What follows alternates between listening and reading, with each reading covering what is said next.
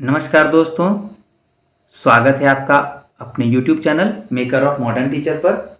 हम देख रहे हैं झारखंड के सामान्य अध्ययन के सीरीज को। झारखंड के सामान्य अध्ययन के सीरीज में अब तक आपने 2 वीडियोस देखे हैं। उसमें हमने झारखंड के सामान्य परिचय को देखा और झारखंड के भौगोलिक तथ्यों के बारे में हमने कक्षा शुरू की है। आज के वीडियो में हम देखेंगे झारखंड की मिट्टी के बारे में।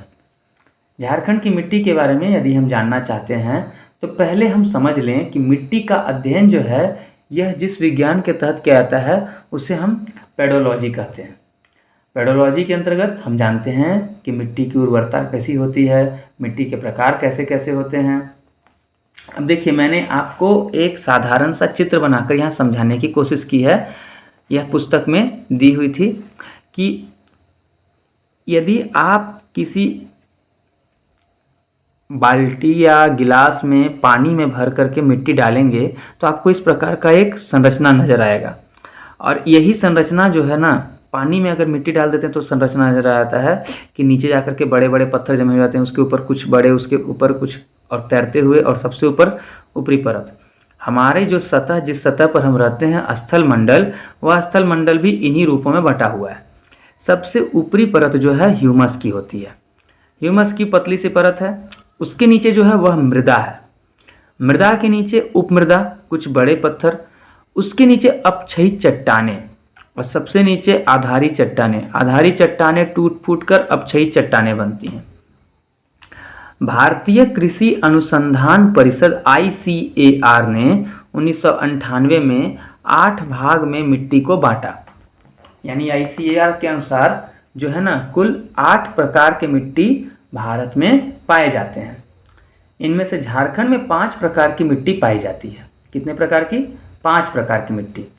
झारखंड में पाई जाने वाली मिट्टियां हैं लाल मिट्टी, जलोढ़ मिट्टी, जिसे कांच मिट्टी भी बोलते हैं, कछारी मिट्टी भी बोलते हैं, डेल्टाई मिट्टी भी बोलते हैं, रेगुड़ या काली मिट्टी, लेटेराइट मिट्टी और रेतीली मिट्टी।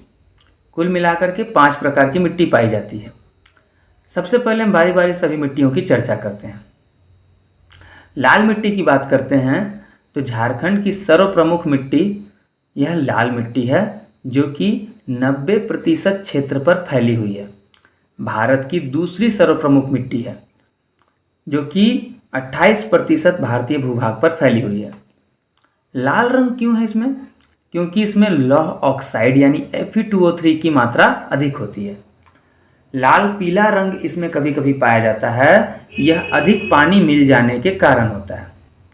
कहते हैं इसका विकास दक्कन के पठारी भागों में आर्कियन चट्टानों के आसपास, ग्रेनाइट नीस की चट्टानों के आसपास और विंध्य चट्टानों के ऊपर इसका इलाका पाया जाता है। पीएच मान की बात की जाए पीएच मान की बात की जाए तो लाल मिट्टी का पीएच मान 5.5 से 7.5 के बीच रहता है। इसकी प्रकृति अम्लीय होती है और यह कम उपजाऊ होती है। इसमें मौजूद कौन कौन से तत्व होते हैं? लोहा होता है, एल्यूमिनियम होता है, चूना होता है। अगर कमी की बात की जाए तो इसमें नाइट्रोजन नहीं होता है, फास्फोरस नहीं होता है, पोटास नहीं होता है और ह्यूमस भी कम होता है। इस वजह से यह कम उपजाऊ होती है। किसी भी फसल के उत्पादन के लिए नाइट्रोजन, फास्फोरस, पोटास और ह्यूमस अत्यधिक मात्रा में होने चाहिए। ठीक है, तो लाल मिट्टी में हमने देखा कि लाल मिट्टी जो है अम्लीय प्रकृति की होती है और इसका पीएच मान 5.5 से 7.5 के बीच होता है। अब आगे हम देखते हैं दूसरे नंबर की मिट्टी, जिसका नाम है जलोढ़ मिट्टी। यह भारत की सर्वप्रमुख मिट्टी है, पूरे भारत की। 39.74% भाग पर इसका फैलाव है, यानी कि भारत के लगभग 15 किलोमीटर स्क्वायर एरिया पर।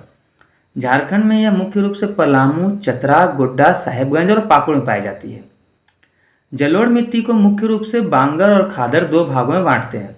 बांगर यानी कि पुरानी जलोढ़ मिट्टी और खादर यानी कि नवीन जलोढ़ मिट्टी। गांव में इसका अधिक फैलाव है। नवीन जलोढ़ मिट्टी खाद्यान्न उत्पादन में अधिक लाभकारी होती है। आगे देखते हैं रेगुड़ या काली मिट्टी। भारत में तीसरी सबसे महत्वपूर्ण मिट्टी, जो कि 13.55% भूभाग पर फैली हुई है भारत में।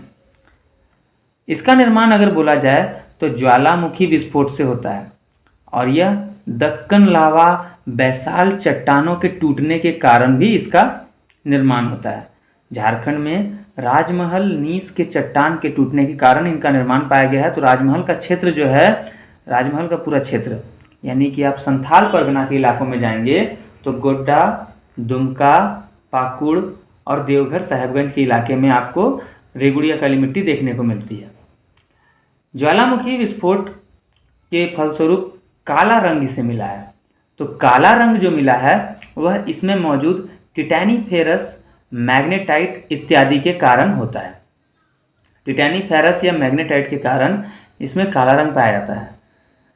रेगुड़िया काली मिट्टी जो है इसमें जल धारण या जल को रोकने की सर्वाधिक क्षमता होती है। यह स्वतः जुताई वाली मिट्टी होती है, खुद जुत जाती है। मौजूद तत्व इसमें कौन कौन से होते हैं? एल्यूमिनियम, मैग्नीशियम, चूना, कैल्शियम, लौह ऑक्साइड। कौन कौन से हैं? एल्यूमिनियम, मैग्नीशियम, चूना, कैल्शियम, लौह ऑक्साइड। कमी की बात की जाए तो रेगुड़िया काली मिट्टी में नाइट्रोजन, फास्फोरस और जैविक अवशेष कम होते हैं। इस कारण से यह भी जो है उतना अधिक उत्पादन में, फसलों के उत्पादन में मौजूद नहीं रहती है। झारखंड में विस्तार की बात की जाए तो राजमहल का क्षेत्र इसके लिए नामी है, प्रसिद्ध है।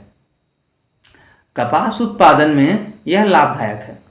कपास उत्पादन में रेगुड़िया काली मिट्टी को बहुत अधिक फायदा मिलता है।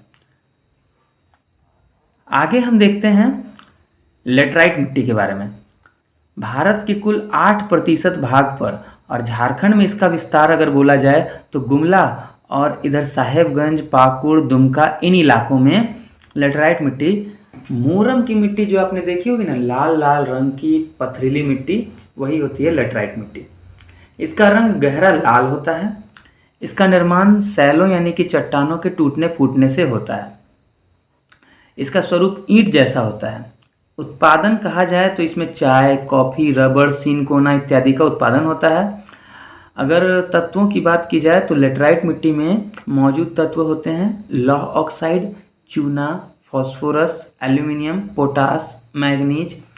कमी की बात की जाए तो N2Cl2 जैव पदार्थ इत्यादि की इसमें कुछ कमी पाई जाती है, यानी कि नाइट्रोजन, क्लोरीन, जैव पदार्थ इत्यादि। यह भी कम उपजाऊ है, लेकिन अरहर, अरंडी इत्यादि के उत्पादन में यह लाभकारी होती है। आगे हम बात करते हैं रेतीली मिट्टी के बारे में। रेतीली मिट्टी में यदि हम बात करते हैं तो दामोदर घाटी के परतदार चट्टान के घिसने और टूटने फूटने के कारण रेतीली मिट्टियों का निर्माण हुआ है। इसका रंग धूसर पीला होता है। मोटे अनाज के उत्पादन में रेतीली मिट्टी अधिक लाभकारी है। लातेहार, रांची, रामगढ़, बोकारो और धनबाद में रेतीली मिट्टी का फैलाव देखने को मिलता है। अगले अध्याय में हम इसके आगे के बारे में पढ़ेंगे।